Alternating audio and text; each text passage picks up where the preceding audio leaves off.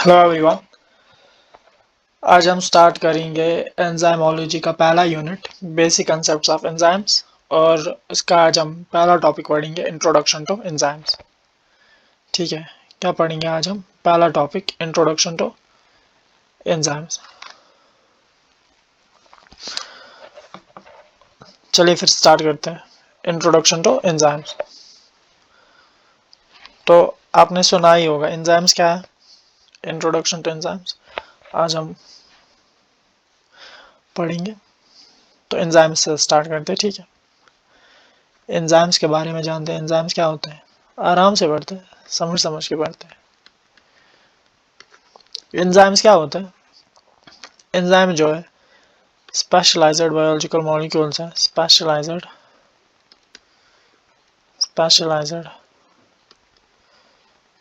Biological molecules जो किसकी तरह काम करता है? दैट एक्ट्स, या आप क्या लिख सकते हो, सर्व एज कैटालिस्ट्स। ठीक है, जो कैटालिस्ट्स की तरह काम करता है। और जो कैटालिस्ट्स की तरह काम करता है ये क्या ना सिग्निफिकेंटली एक्सेलरेट करता है जो हमारी बॉडी में या लिविंग ऑर्गेनिज्म में केमिकल रिएक्शंस होते हैं उनको ना एक्सेलरेट करता है। तो क्या लिखेंगे हम लिखेंगे significantly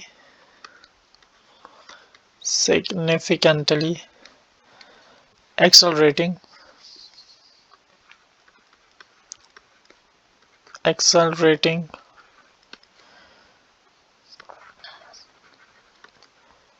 chemical reactions in living organisms. Chemical reactions in living organisms। ठीक है, ये एंजाइम्स होते हैं। ठीक, एंजाइम्स क्या होता है? स्पेशलाइज्ड बायोलॉजिकल मॉलिक्यूल्स जो एक्ट या सर्व करते हैं कैटालिस्ट की तरह, जो एक्सेलरेट करते हैं केमिकल रिएक्शंस लिविंग ऑर्गेनिजम्स में। अब हम देखेंगे ये ना प्राइमरली कंपोज्ड ऑफ प्रोटीन्स होते हैं। ठीक है, ये आप याद रखेंगे। ये क्या होते हैं? Primarily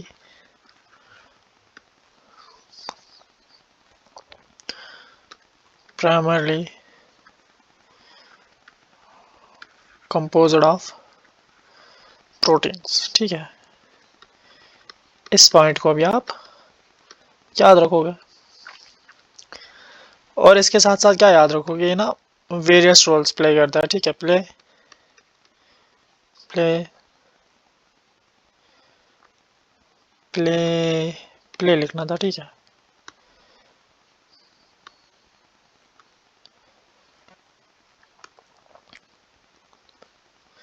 play various roles in biochemical processes. Roles in biochemical, आधा ही लिखता हूँ मैं, प्रोसेसेस। ठीक है, जैसे डाइजेशन है, जैसे क्या क्या है, डाइजेशन है, डीएनए रेप्लिकेशन है, डीएनए रेप्लिकेशन है। इसी के साथ साथ मेटाबॉलिज्म है, और क्या है? Cellular regulation. ठीक है, तो एंजाइम्स क्या है? Specialised biological molecules that acts या serve as catalysts significantly accelerating chemical reactions in living organisms। ठीक है, primarily composed of proteins, play various roles in biochemical processes जैसे digestion है, डीएनए रेप्लिकेशन है, मेटाबॉलिज्म है और सेल्यूलर रेगुलेशन है।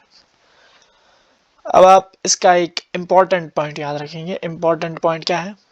जो ईच एंजाइम होता है ये एग्जिबिट करता है high degree of specificity for its substrate. Each enzyme exhibits a high degree of specificity, a high degree of specificity for its substrate। ठीक है, इस पॉइंट को भी आप याद रखोगे, इंपॉर्टेंट पॉइंट है। Each enzyme exhibits a high degree of specificity for its substrate। Substrate, इससे क्या होता है, allowing for the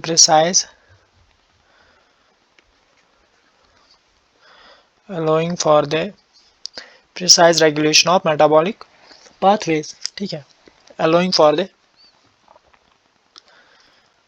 for the precise regulation of metabolic pathways of metabolic, आराम से समझ ले, ठीक है, कोई जल्दबाजी नहीं। जो एंजाइम्स होते हैं एग्जिबिट क्या करते हैं, high degree of specificity allowing for the precise regulation of metabolic pathway. इसका मतलब क्या है, जो एंजाइम्स होते हैं ना वो हाईली स्पेसिफिक होते हैं टू द मॉलिक्यूल्स यानी सबस्ट्रेट। ये ना मैं यहाँ पे लिखता हूँ दूसरे कलर से, किस कलर से लिखे, रेड से लिखते हैं, ठीक है। जो नज़र आ रहा है आपको, हाँ आ रहा होगा आपको नज़र, जो एंजाइम्स होते हैं वो हाईली स्पेसिफिक होते हैं to the molecules, highly specific to the molecules, highly specific to the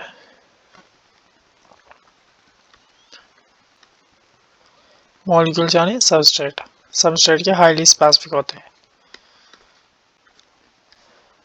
कौन सा सबस्ट्रेट, दे एक्ट अपॉन, जिसपे वो एक्ट करते हैं, ठीक है, दे एक्ट अपॉन, ठीक है, जो एंजाइम्स होते हैं हाईली स्पेसिफिक होते हैं टू द मॉलिक्यूल्स यानी सबस्ट्रेट दे एक्ट अपॉन। जो एंजाइम्स होते हैं ना ये क्या करते हैं, दे ओनली बाइंड टू, यहाँ react to, they only bind, इसको भी याद रखो, they only bind to and, ठीक है, एंड बनाते हैं थोड़ा सा, नए से लिखते हैं, रुको,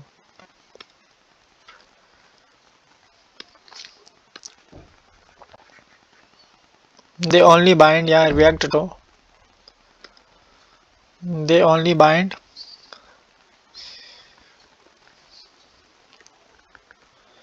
and react to नहीं, react with, क्या बता रहा हूँ मैं, they only bind to and react with specific substrates, साथ साथ इसे भी आप याद रखोगे, ठीक है। जो एंजाइम्स होते हैं ये ना बाइंड या रिएक्ट ना स्पेसिफिक सबस्ट्रेट्स के साथ करते हैं, ये नहीं कि हर किसी के साथ बाइंड करे या रिएक्ट करे, कुछ ही सबस्ट्रेट्स के साथ या बाइंड या रिएक्ट करते हैं, ठीक है, इसको आप याद रखोगे। जो एंजाइम्स होते हैं हाईली स्पेसिफिक होते हैं टू द मॉलिक्यूल्स, या आप सबस्ट्रेट कह सकते हो, जिन पर वो एक्ट करते हैं, यानी दे only bind and react with specific substrates, they only bind या रिएक्ट विद स्पेसिफिक सबस्ट्रेट्स। इतना आपको समझ आया। अब ना इसके आगे बढ़ते हैं हम, ठीक है,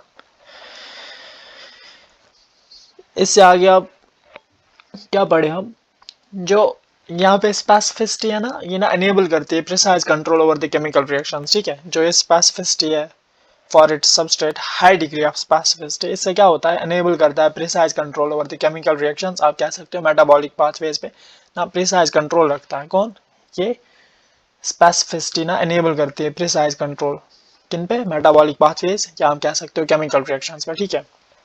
अब हम आगे बढ़ेंगे, अब ना हम एंजाइम की टर्म के बारे में देखेंगे। ये टर्म हमें किसने बताई थी, ये टर्म हमें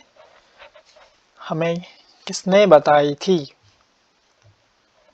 उसके बारे में जानते हैं, ठीक है। तो अगली स्लाइड पे हम ये जानेंगे, ये टर्म हमने किसने बताई थी। तो जो ये टर्म है, कौन सी टर्म, तो जो ये टर्म है हमारे पास एंजाइम, ये ना पहले इंट्रोड्यूस कराई थी हमें फर्स्ट इंट्रोड्यूस्ड बाय विलहेल्म कोहनी, ठीक है, फर्स्ट इंट्रोड्यूस्ड बाय विलहेल्म कोहनी किस साल में? 1878 में, ठीक है, याद रखना। इसने क्यों इंट्रोड्यूस कराया था? इसने ना इंट्रोड्यूस कराई थी क्योंकि ये ना इसको यूज कर रहा था, किसको बताने में? Ability of yeast to ferment sugars into alcohol. ये बता रहा था हमें यीस्ट क्या कर सकता है, यीस्ट ना शुगर को अल्कोहल में कन्वर्ट कर सकता है, यानी फर्मेंट कर सकता है, ठीक है। तो एंजाइम की टर्म किसने इंट्रोड्यूस कराई है? विलहेल्म कोहनी ने, ठीक है, 1878 में। लेकिन इसने ना किस लिए इसको इंट्रोड्यूस किया था? इसने ना ये डिस्क्राइब करने के लिए हमें ये डिस्क्राइब करने के लिए जो यीस्ट है ये फर्मेंट करता है शुगर को अल्कोहल में, ठीक है। यहाँ पे मैं छोटा सा लिखता हूँ इसने ना क्यों की थी। इसने हमें बताया जो यीस्ट है वो शुगर को अल्कोहल में फर्मेंट करता है, शुगर को अल्कोहल में फर्मेंट करता है, ठीक है। इसलिए इसने इस एंजाइम टर्म को इंट्रोड्यूस कराया था। अब जो ये एंजाइम है ना, जो ये एंजाइम टर्म है, ठीक है, ये ना ग्रीक वर्ड है। क्या है? ग्रीक वर्ड है जिसका इन का मीनिंग है विद इन, और जो ये जाइम है इसका मतलब है यीस्ट, ठीक है, या लीवन, और लीवन भी यीस्ट ही होता है, ठीक है। इनका विद इन और जाइम का यीस्ट, ये ना हमने इस टर्म के बारे में पढ़ा। एंजाइम को किसने इंट्रोड्यूस कराया था? विलहेल्म कोहनी ने। कब? 1878 में। उसने ना इसको इंट्रोड्यूस कराया था, वो ना डिस्क्राइब करने जा रहा था, क्या बता रहा था हमें? जो यीस्ट है ये ना शुगर को अल्कोहल में फर्मेंट करता है, ठीक है। एंजाइम क्या है? ग्रीक वर्ड है जिसमें इनका मतलब है विद इन, जाइम का मतलब है यीस्ट, ठीक है। अब हम इसके आगे बढ़ेंगे। जो एंजाइम्स होते हैं, एंजाइम्स क्या ऑपरेट करते हैं? Enzymes operate by, enzymes operate क्या करते हैं कि ना एक्टिवेशन एनर्जी को कम करते हैं, ठीक है, जो रिक्वायर होती है किसके लिए? एक रिएक्शन के लिए। इससे क्या होता है ना, जब एक्टिवेशन एनर्जी कम होती है इससे ना इंक्रीज होती है। क्या इंक्रीज होती है? रेट किसकी? रिएक्शन की रेट इंक्रीज होती है without being consumed in the process, ठीक है। रेट ऑफ रिएक्शन इंक्रीज होती है और ये जो एंजाइम होता है ये कंज्यूम नहीं होता है प्रोसेस में कंज्यूम नहीं होता है, तो हम ये सारा लिखेंगे। जो एंजाइम्स होते हैं ये ऑपरेट क्या करते हैं? Enzymes operate by lowering, enzymes operate by lowering the activation energy, lowering the activation energy, ठीक है, जो किसके लिए रिक्वायर होती है? रिक्वायर्ड फॉर रिएक्शन, जो एक रिएक्शन के लिए रिक्वायर्ड होती है, रिक्वायर्ड फॉर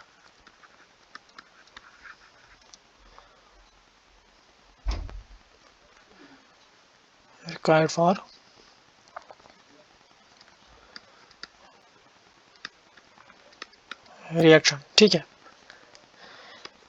इससे क्या होता है?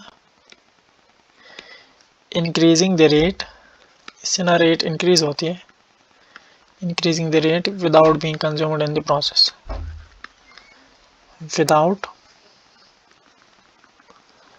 Being consumed in the process. आराम से समझो, ठीक है। इन द नोट्स बना सकते हो आप इनसे और एग्जाम के लिए प्रिपरेशन कर सकते हो अगर आप सेमेस्टर में हो। तो जो एंजाइम्स होते हैं ऑपरेट करते हैं, लवर करते हैं, ठीक है, operate by lowering the activation energy, activation energy को कम करते हैं जो एक रिएक्शन के लिए रिक्वायर होती है, ठीक है। इससे क्या होता है? रेट इंक्रीज होती है और जो एंजाइम होता है ये कंज्यूम नहीं होता है प्रोसेस में, ठीक है, ये कंज्यूम नहीं होता है प्रोसेस में। इससे ना क्या होता है? ये डिस्टिंग्विश करता है अपने आप को बायोलॉजिकल मॉलिक्यूल से, जैसे हार्मोन से, ठीक है। जो ये कंज्यूम नहीं हो रहा है इससे ना क्या होता है? ये डिस्टिंग्विश होता है, डिस्टिंग्विशेस लिखेंगे हमें, distinguishes them from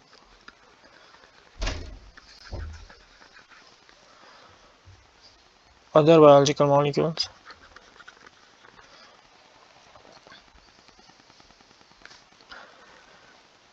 इस चीज़ से है ना कंज्यूम नहीं होता है प्रोसेस में, इस चीज़ से ना एंजाइम डिस्टिंग्विश होते हैं। किन से? अदर बायोलॉजिकल मॉलिक्यूल से, ठीक है, other biological molecules such as hormones, ठीक है, सच एज हॉर्मोन्स। तो जो एंजाइम्स होते हैं, enzymes operate by lowering the activation energy required for reaction, जिससे क्या होता है, इंक्रीज होता है rate of reaction without being consumed in the process, which distinguishes them from other biological molecule जैसे कि हॉर्मोन्स, ठीक है। अब जो हम पढ़ रहे हैं, हम क्या पढ़ रहे हैं? हम एंजाइमोलॉजी पढ़ रहे हैं। क्या पढ़ रहे हैं? हम क्या पढ़ रहे हैं? एंजाइमोलॉजी।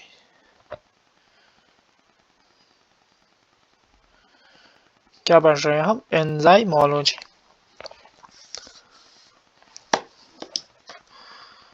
तो जो एंजाइमोलॉजी में एक फाउंडेशनल इक्वेशन होती है। क्या होती है? एक फाउंडेशनल इक्वेशन।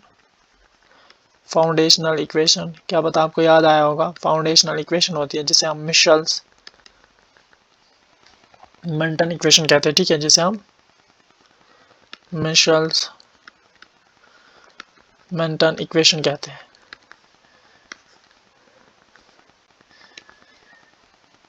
ये क्या बताती है हमें? ये ना हमें रिलेशनशिप बिटवीन बताती है। ये हमें बताती है, जो ये मिशेल्स मेंटन इक्वेशन है, ये हमें बताती है relationship between enzyme activity and substrate concentration, ठीक है।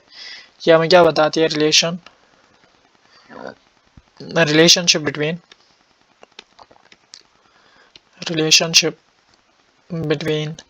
enzyme activity and enzyme activity and substrate concentration में, substrate concentration में, जो कि हम आगे जाके पढ़ेंगे इस मिशेल्स मेंटन इक्वेशन को, ठीक है, इसे डिराइव करेंगे। तो इस टाइम ना इतना याद रखो, जो एंजाइमोलॉजी में एक फाउंडेशनल इक्वेशन है जिसे हम मिशेल्स मेंटन इक्वेशन कहते हैं, जो रिलेशनशिप हमें बताती है किस किस के बीच में, एंजाइम एक्टिविटी और सबस्ट्रेट कंसंट्रेशन में। इसमें ना कुछ की कॉन्स्टेंट्स होते हैं, वो भी याद रखो। की कॉन्स्टेंट्स होते हैं कुछ, दो ही होते हैं, ठीक है। एक होता है वी मैक्स, जो क्या बताता है हमें? Maximum rate of the reaction, maximum rate of the reaction. इसके साथ साथ होता है मिशेल्स कांस्टेंट यानी Km, ठीक है, मिशेल्स कांस्टेंट, इसे भी याद रखो।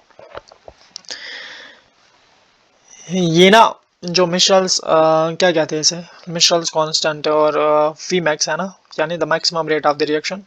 और जो इक्वेशन हमें क्या बताती है, ये ना इंडिकेट करती है substrate concentration at which the reaction rate is half of V max, ठीक है। तो आप ना इतना फिलहाल याद रखो, ये ना हम आगे जाके पढ़ेंगे मिशेल्स मेंटन इक्वेशन। आप इतना याद रखो, ये ना हमें रिलेशनशिप बताती है एंजाइम एक्टिविटी और सबस्ट्रेट कंसंट्रेशन के बीच में, और इसमें कुछ की कॉन्स्टेंट्स है जैसे वी मैक्स है और Km, ठीक है, इतना याद रखो। आगे बढ़ते हैं। अब ना हम स्ट्रक्चर्स के बारे में पढ़ेंगे। क्या पढ़ेंगे? स्ट्रक्चर्स के बारे में पढ़ेंगे, ठीक है। अब हम किन के बारे में पढ़ेंगे? स्ट्रक्चर्स के बारे में। Structures,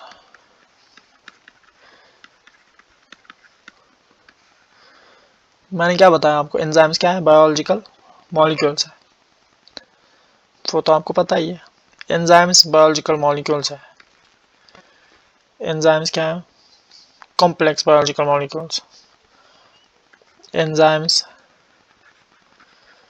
complex,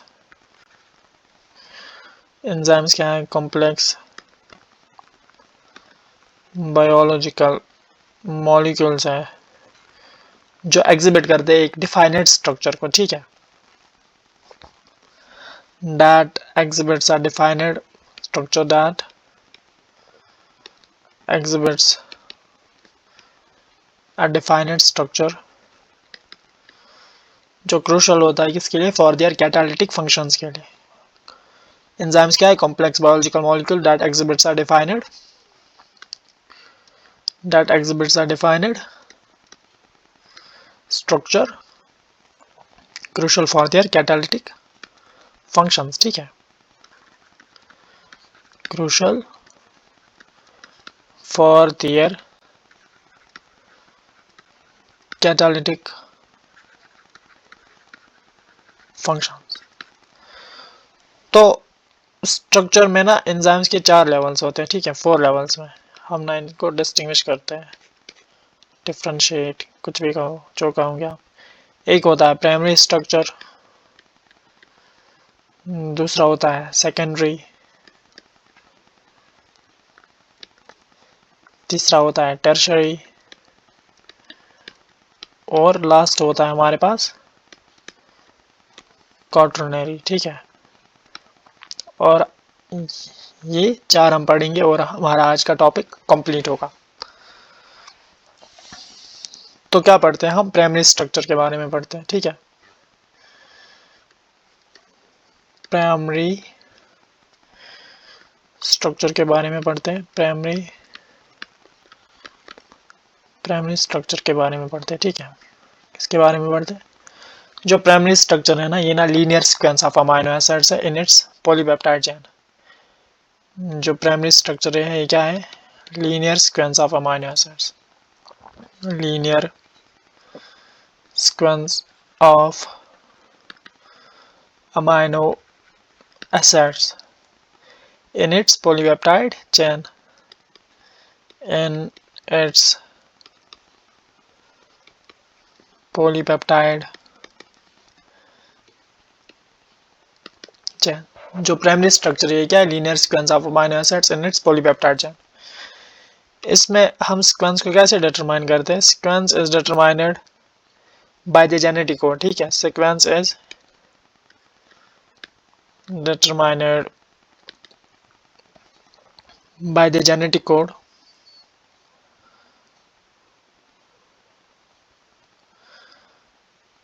sequence is determined by the genetic code and or linked by peptide bonds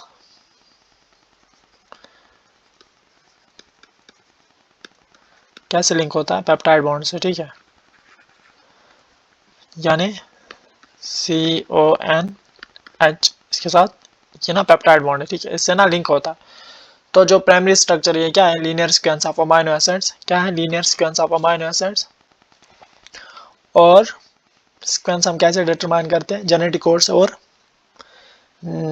linked कैसे होता है, पेप्टाइड बॉन्ड से होता है। और लिंक्ड कैसे होता है, पेप्टाइड बॉन्ड से होता है। और ये पेप्टाइड बॉन्ड कैसे बनता है, ये ना कंडेंसेशन से बनता है, कंडेंसेशन ऑफ रिएक्शन। किस कंडेंसेशन रिएक्शन से बनता है और किस किस के बीच में कंडेंसेशन रिएक्शन होता है, ठीक है। ये ना amino group of one amino acid and the carboxyl group of another, ठीक है।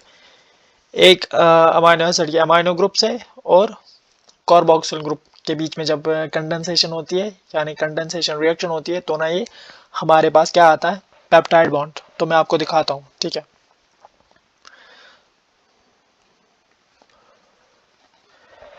ये कौन सा ग्रुप है, कार्बोक्सिल ग्रुप और अमाइन ग्रुप जब मिलते हैं तो इनका कंडेंसेशन होता है। जब यहाँ पे मैं COND लिखता हूँ, ठीक है। इनका जब कंडेंसेशन होता है तो हमारे पास मिलता है एक पेप्टाइड बॉन्ड और रिलीज ऑफ वाटर, ठीक है, और ना पानी निकलता है। तो जब एक अमाइनो एसिड का अमाइनो ग्रुप और दूसरे अमाइनो एसिड का कार्बोक्सिल ग्रुप, जब इनका कंडेंसेशन होता है तो हमारे पास क्या मिलता है, पेप्टाइड बॉन्ड, ठीक है। हमारे पास क्या मिलता है, पेप्टाइड बॉन्ड और रिलीज ऑफ वाटर ना, और वाटर निकलता है। अब ना मैं आपको इसके एग्जांपल दूंगा, आप कहोगे ये क्या लिखा आपने, तो मैं आपको इसकी एग्जाम्पल दूंगा। एग्जाम्पल देखिए, एग्जाम्पल क्या लेते हैं हम, ग्लाइसिन और अलानिन, ठीक है। ग्लाइसिन और अलानिन। ग्लाइसिन को हम क्या लिखते हैं, कैसे लिखते हैं, ये क्या हुआ, ये हमारे पास हुआ ग्लाइसिन, ठीक है। और अलानिन को हम कैसे लिखते हैं,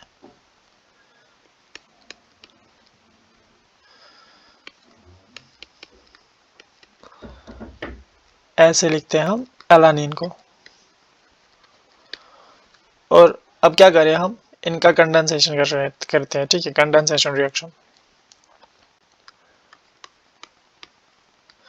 पहले लिखते हैं ग्लाइसिन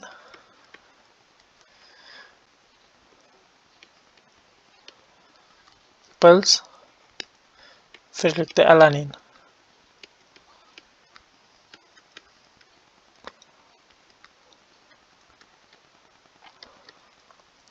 इसका क्या कराएंगे, कंडेंसेशन, ठीक है। तो क्या मिलेगा हमें, H2N तो मिलेगा, CH2 भी मिलेगा, लेकिन COH अब नहीं मिलेगा, ठीक है। अब हमारे पास ये पेप्टाइड बॉन्ड मिल गया, ठीक है, PB लिखता हूँ मैं, पेप्टाइड बॉन्ड मिल गया। किससे लिंक है, पेप्टाइड बॉन्ड से। मैंने कहा ना ये ना एक दूसरे से कैसे लिंक होता है, पेप्टाइड बॉन्ड से। और जो हमारा एलानिन का ये था, ये वापस मिल जाएगा, और COH मिलेगा, और जो वाटर है ये क्या होगा, रिलीज होगा, ठीक है। मैंने क्या कहा, पानी निकलता है, ठीक है।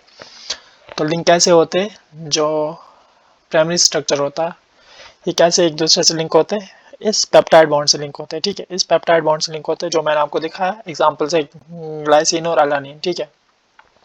पानी बाहर निकला और पेप्टाइड बॉन्ड से एक दूसरे से लिंक हुए। ये प्राइमरी स्ट्रक्चर के बारे में था। प्राइमरी स्ट्रक्चर क्या है, linear sequence of amino acids in its polypeptide chain.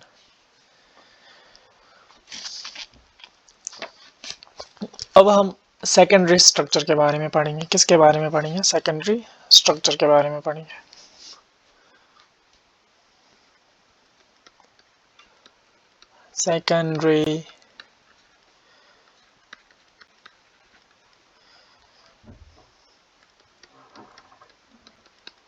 Secondary structure के बारे में पढ़ेंगे अब हम। जो सेकेंडरी स्ट्रक्चर में होता है, ये क्या सेकेंडरी स्ट्रक्चर में क्या होता है,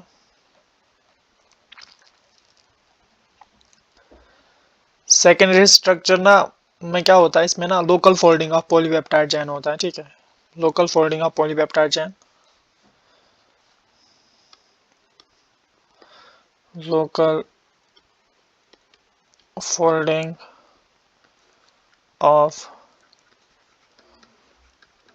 polypeptide chain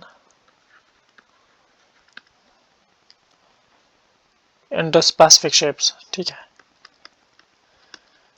into specific shapes. किससे, हाइड्रोजन बॉन्ड से, ठीक है, due to hydrogen bonds, hydrogen bonding between amino acid residues, between amino acid residues, ठीक है। लोकल फोल्डिंग होती है पॉलीपेप्टाइड चेन की इनटू स्पेसिफिक फंक्शंस। किससे होती है, हाइड्रोजन बॉन्डिंग से। किन के बीच में होती है hydrogen bonding, amino acid residues के बीच में अमीनो एसिड बॉन्डिंग होती है। तो इसमें ना दो होते हैं, एक होता है अल्फा हेलिक्स और होता है हमारे पास बीटा प्लेटेड शीट, ठीक है। और क्या होता है हमारे पास, और होता है हमारे पास बीटा प्लेटेड शीट होता है।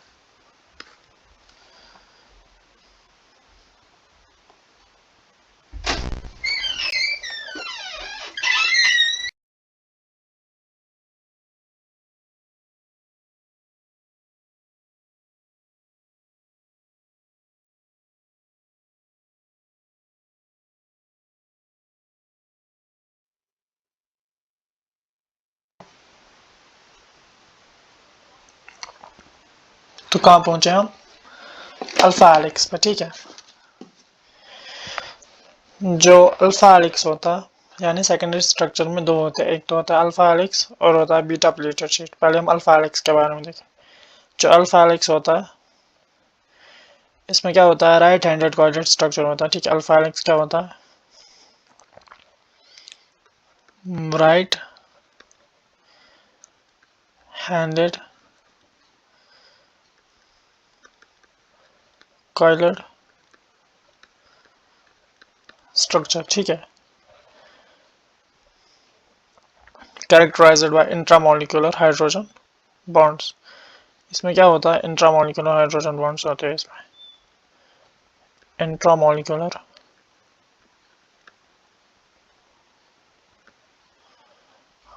Hydrogen bonds. ठीक है, एच भी लिखता हूं मैं।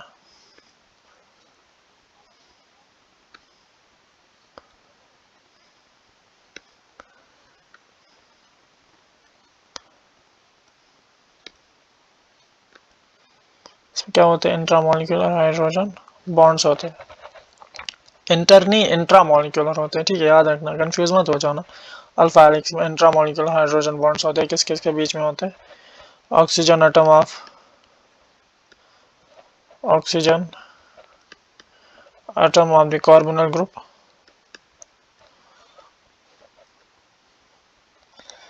Carbonyl group. ठीक है, और इसके और इसके बीच में होता है, किसके बीच में, nitrogen hydrogen group of the peptide bond, P भी लिखता हूं मैं। ठीक है, इसके बीच में कौन सी बॉन्डिंग होती है, इंट्रामोलिकुलर हाइड्रोजन बॉन्डिंग। अब पहले देखो बीटा प्लीटेड शीट, फिर मैं और बताऊंगा अल्फा हेलिक्स के बारे में थोड़ा सा। इसमें क्या होता है, इसमें ना इंटरमोलिकुलर हाइड्रोजन बॉन्डिंग होती है। इंटर मॉलिक्यूलर हाइड्रोजन बॉन्डिंग किस किस के दरमियान होता है, बिटवीन टू और मोर पॉलीपेप्टाइड एक्सटेंडेड। ठीक है, एक्सटेंडेड पॉलीपेप्टाइड चेन्स के बीच में कौन सा होता है, इंटर पॉलीपेप्टाइड चेन्स। याद रखना है, ये मैंने पॉलीपेप्टाइड लिखा। ठीक है, बीटा प्लीटेड शीट में क्या होता है, intermolecular hydrogen bonding between two और मोर एक्सटेंडेड पॉलीपेप्टाइड चेन्स। इसमें जो स्ट्रैंड्स होते हैं ना, इसमें जो स्ट्रैंड्स होते हैं वो ना या तो वो पैरेलल हो सकते हैं या तो एंटी पैरेलल हो सकते हैं एक दूसरे के, एंटी पैरेलल टू अनदर। ठीक है, या तो पैरेलल या तो एंटी पैरेलल। तो ऐसे लिखता हूँ, पैरेलल और एंटी पैरेलल। ठीक है, तो अनदर। ठीक है, इसमें जो स्ट्रैंड्स हो सकते हैं वो या तो पैरेलल होते हैं या तो एंटी पैरेलल होते हैं एक दूसरे के। ठीक है, लेकिन दूसरे स्लाइड में बताते हैं। ठीक है, इस स्लाइड में बताते हैं आगे आगे का। तो यहाँ पे क्या था हमारा, यहाँ पे क्या था हमारा, यहाँ पे था हमारा अल्फा हेलिक्स और यहाँ पे था हमारा बीटा प्लीटेड शीट। ठीक है, तो क्या बता रहा था मैं, अल्फा हेलिक्स के बारे में क्या बताया मैंने, ये राइट हैंडेड कॉइलेट स्ट्रक्चर है जिसमें इंट्रामोलिकुलर हाइड्रोजन बॉन्ड्स होते हैं। किस किस के बीच में होता है, कार्बोनिल ग्रुप के ऑक्सीजन एटम के बीच में और nitrogen hydrogen of the peptide bond. ठीक है, इनके बीच में क्या होता है, इंट्रामोलिकुलर हाइड्रोजन बॉन्ड्स होते हैं। और इसका एग्जांपल याद रखो, इसका एग्जांपल ना कैरेटिन है। ठीक है, जो हेयर नेल्स वगैरह में होता है। ठीक है, अल्फा हेलिक्स में क्या होता है, इसमें ना पर टर्न कितने अमाइनो एसिड्स होते हैं, पर टर्न कितने अमाइनो एसिड्स होते हैं, 3.6 अमाइनो एसिड्स पर टर्न, इतने अमाइनो एसिड्स होते हैं। ठीक है, इसके साथ साथ पिच कितना होता है, 5.4 एंगस्ट्रॉम। ठीक है, याद रखना। और बता रहा था मैं आपको बीटा प्लेटेड शीट, जो इसमें स्ट्रैंड्स होते हैं पैरेलल भी होते हैं एंटी पैरेलल भी होते हैं, लेकिन जो एंटी पैरेलल वाला है ना वो ना ज़्यादा स्टेबल है। जो सारा लिखते हैं हम एंटी पैरेलल कॉन्फ़िगरेशन है, configuration is generally more stable, is generally more stable, generally more stable due to better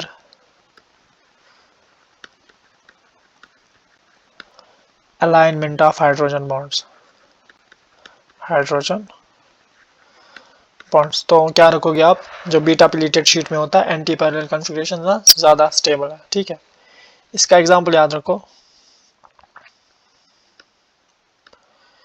इसका एग्जांपल आप याद रखेंगे फिब्रियोन, ठीक है, फिब्रोइन, कुछ भी बताओ जैसे आपको इसकी प्रोनाउंसिएशन आएगी, लेकिन याद रखो ये ना प्राइमरी प्रोटीन ऑफ सिलिक है, ठीक है, प्राइमरी प्रोटीन इन सिलिक, सिलिक में ना प्राइमरी प्रोटीन है, ठीक है। तो ये क्या हुआ हमारा कंप्लीट सेकेंडरी स्ट्रक्चर। अब हम आगे बढ़ेंगे, पढ़ेंगे हम टर्शियरी और क्वाaternary स्ट्रक्चर के बारे में।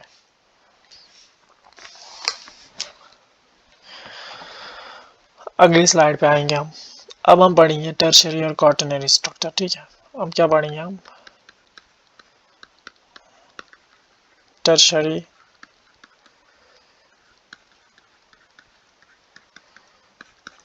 स्ट्रक्चर के बारे में हम पढ़ेंगे, ठीक है। तो जो हमारा टर्शियरी स्ट्रक्चर है ये क्या करता है, ये ना रिप्रेजेंट करता है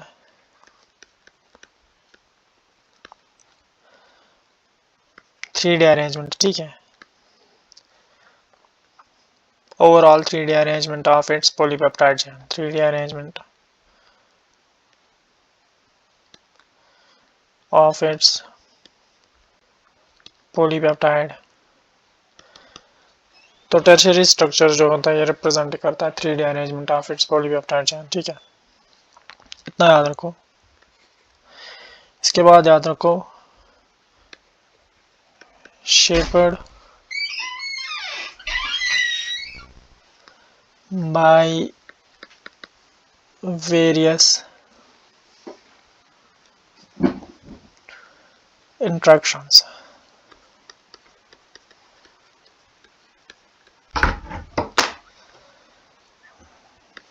कौन कौन से इंट्रैक्शंस होते हैं, जैसे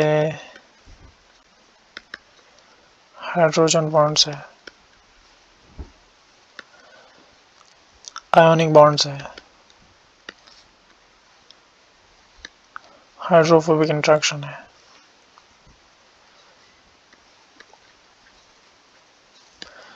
हाइड्रोफोबिक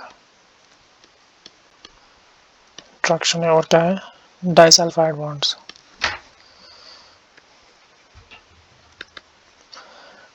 डाइसल्फाइड बॉन्ड्स ये किस में होते हैं, टर्शियरी स्ट्रक्चर में ये इंट्रैक्शंस होते हैं।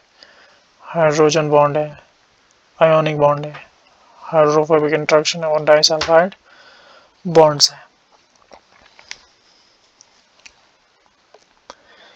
ये इसमें इंट्रैक्शंस है।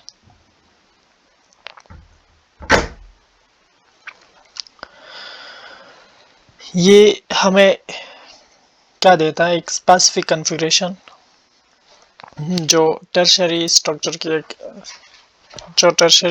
की स्पेसिफिक कॉन्फ़िगरेशन है वो हमें क्या बताती है, वो क्या डिफाइन करती है, ठीक है। जो टर्शियरी स्ट्रक्चर की स्पेसिफिक कॉन्फ़िगरेशन है, कॉन्फ़िगरेशन वो डिफाइन करती है, defines the shape of the active site।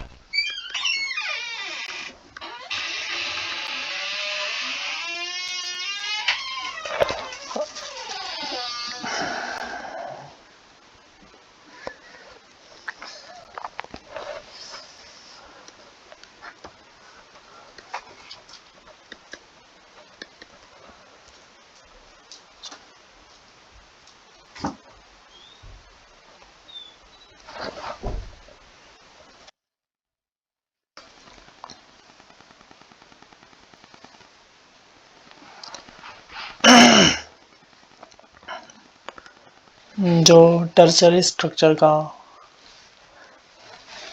Specific configuration होती है हमें बताती है shape of the active site, जहाँ पे सबस्ट्रेट बाइंड करता है और कैटालिटिक एक्टिविटी होती है। Fire substrate binding and catalytic activity occur. ठीक है, जो टर्शियरी स्ट्रक्चर की स्पेसिफिक कॉन्फ़िगरेशन होती है हमें बताता है shape of the active site, जहाँ पे सबस्ट्रेट बाइंड करता है और कैटालिटिक एक्टिविटी होती है। ठीक है, और जो हमारा लास्ट है वो है क्वाaternary स्ट्रक्चर। क्वाaternary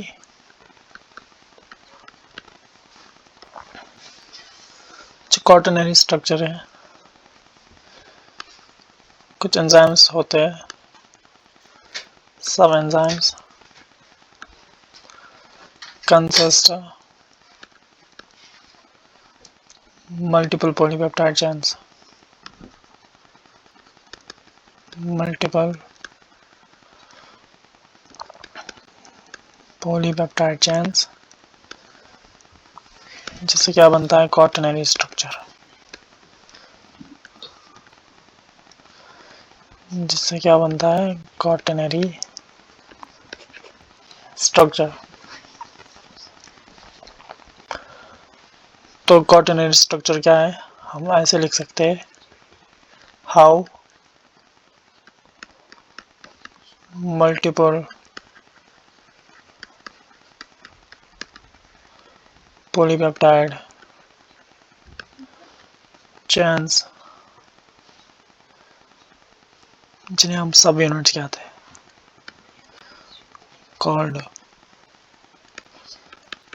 सब यूनिट्स,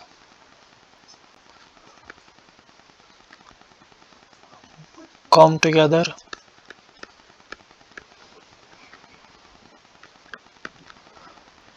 to form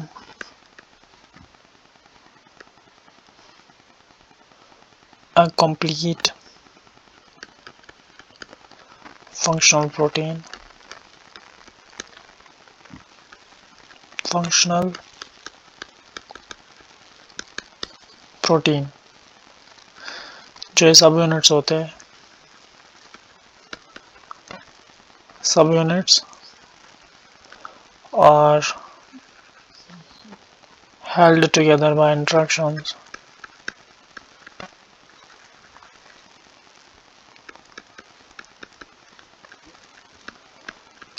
कौन कौन से इंट्रैक्शंस, जैसे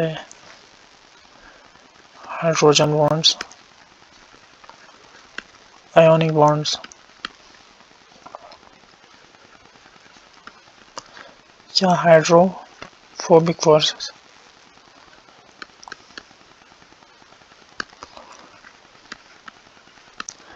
इसका एग्जाम्पल है हीमोग्लोबिन।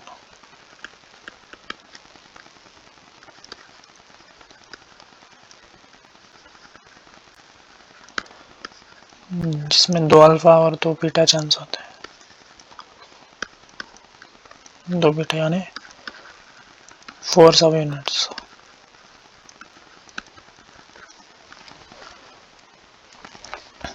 और ये थे हमारे आज के कुछ टॉपिक्स जिन्हें हमने कंप्लीट किया।